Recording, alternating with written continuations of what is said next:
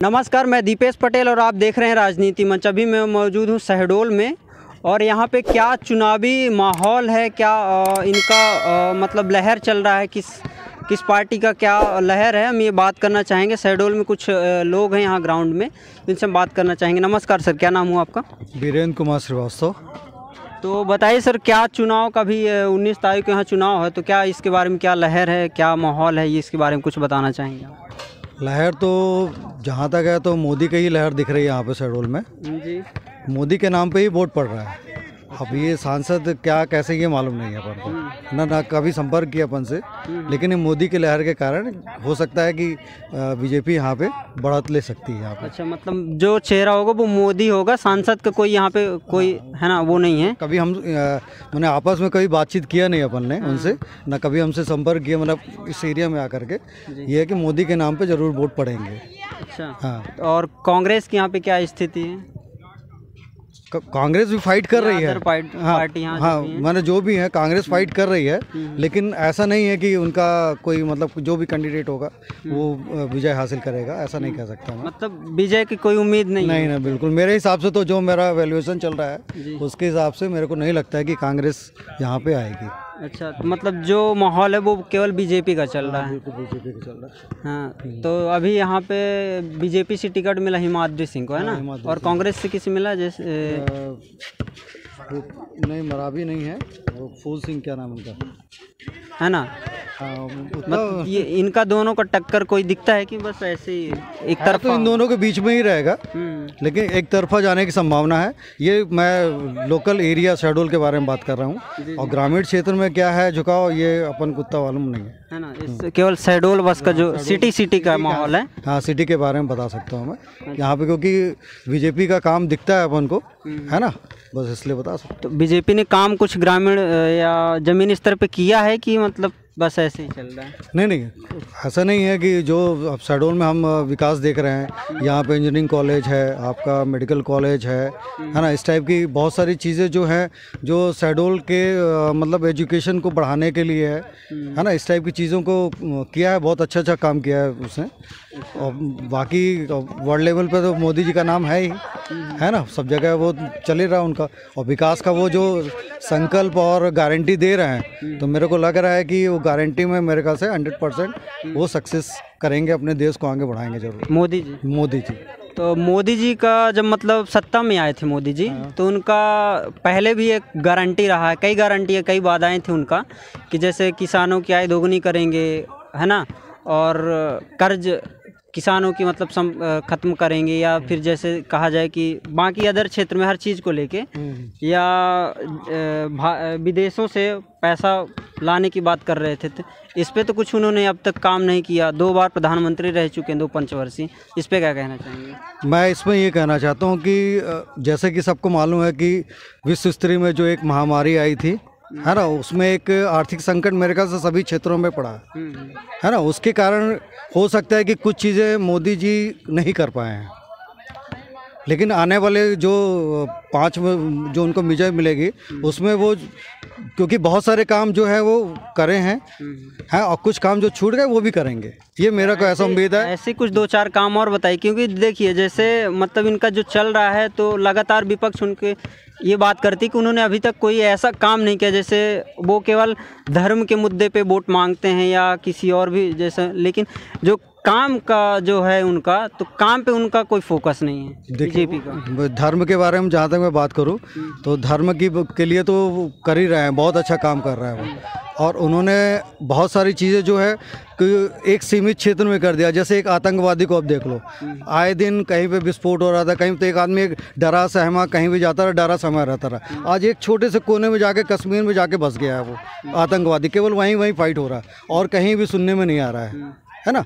और दूसरी चीज़ और क्या बता दूं मैं, मेरे दिमाग में आया था लेकिन अब वो मिस हो गया। ठीक है, आगे हम बात कर लेते हैं कि जैसे आपने कश्मीर का मुद्दा उठाया, तो वो 370 वगैरह कश्मीर की हटाने की बात कर, है ना। तो फिर भी अभी कश्मीर में या लद्दाख में वहाँ के लोग प्रोटेस्ट कर रहे हैं, तो इसके बारे में क्या कहना चाहेंगे? प्रोटेस्ट देखिए हर जगह मतलब समर्थक भी हैं, विरोधी भी हैं, है ना।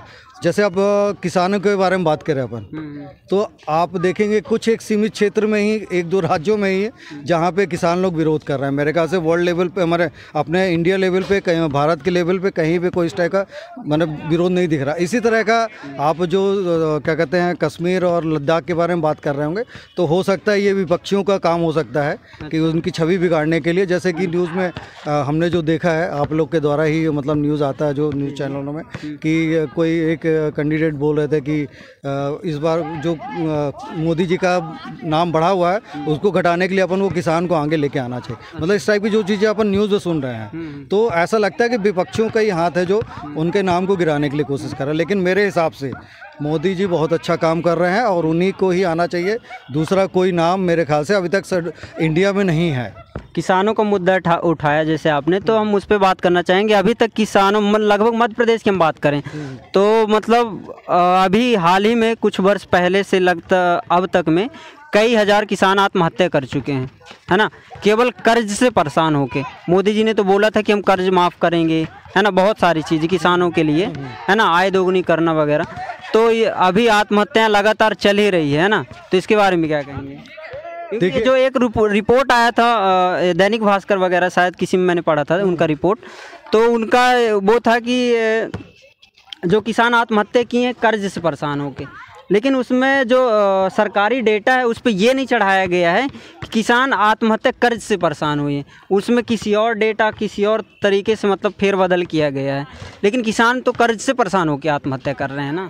ज़मीनी स्तर पे तो यही देखा गया है। देखिए बहुत सारी क्या कहते हैं पॉलिसीज़, जो नीतियाँ बनाई जाती हैं, नियम कानून बनाए जाते हैं, ये मेरे ख्याल से किसानों तक सही ढंग से सरकारी अमला जो हो सकता नहीं पहुंचा पा रहा हो, है ना, जिसकी वजह से किसान परेशान हो रहे हैं, है ना। बाकी तो मेरे को ऐसा लगता है कि किसानों को दिक्कत हो रही है, कर्ज के कारण हो रही है।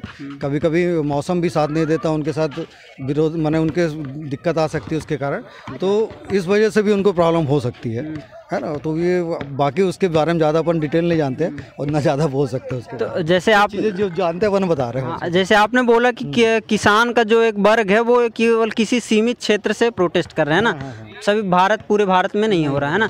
लेकिन उनकी जो मांग है तो वो जायज़ है ना, MSP की मांग कर रहे हैं, है ना, या जो पिछले प्रोटेस्ट में मारे गए थे उनको न्याय दिलाने के लिए, है ना।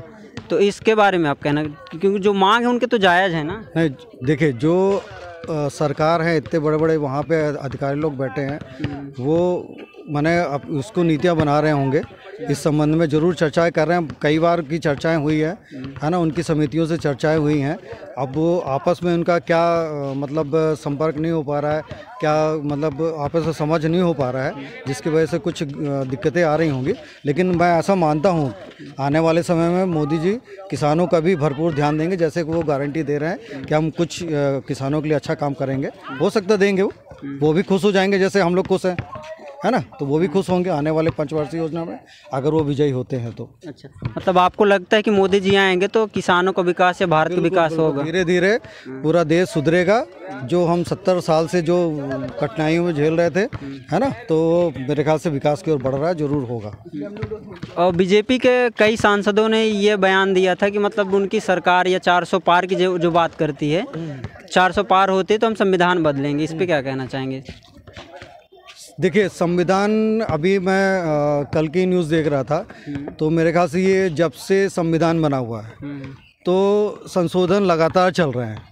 मेरे ख्याल से अभी कल की न्यूज़ में मैं सुन रहा था कि 100वां मेरे ख्याल से संशोधन हो चुके हैं, है ना। तो ये संशोधन तो समय के हिसाब से, परिस्थितियों के हिसाब से संशोधित होते रहेंगे, है ना। तो ये अब इसको राजनीतिक पहलू के हिसाब से वो बरगलाने के लिए क्या कहते हैं, जो थोड़ा बहुत नहीं समझते उस चीज़ों को, उनको बरगलाने के लिए इस टाइप की बातें रख रहे हैं कि क्या कहते हैं कि संविधान बदल देंगे, वो कर देंगे। संशोधन होता रहता है, मतलब परिस्थितियों के हिसाब से बदलना चाहिए, होना भी चाहिए सब चीज़ें। तब आपको लगता है संविधान बदलना चाहिए? संविधान पूरी तरह से नहीं, लेकिन जो परिस्थिति का निर्माण हो रहा है उसके हिसाब से पूरी तरह से संविधान को तो नहीं बदला जा सकता, है ना, पूरी तरह से नहीं बदला जा सकता। लेकिन यह है कि परिस्थितियों के हिसाब से अगर मोदी जी जो परिवर्तन करना चाहे वो जरूरी होगा देश हित के लिए, वो उसको करना चाहिए। अच्छा। तो ये हम शहडोल में थे और हम मिलते हैं नेक्स्ट वीडियो में। धन्यवाद। Thank you sir.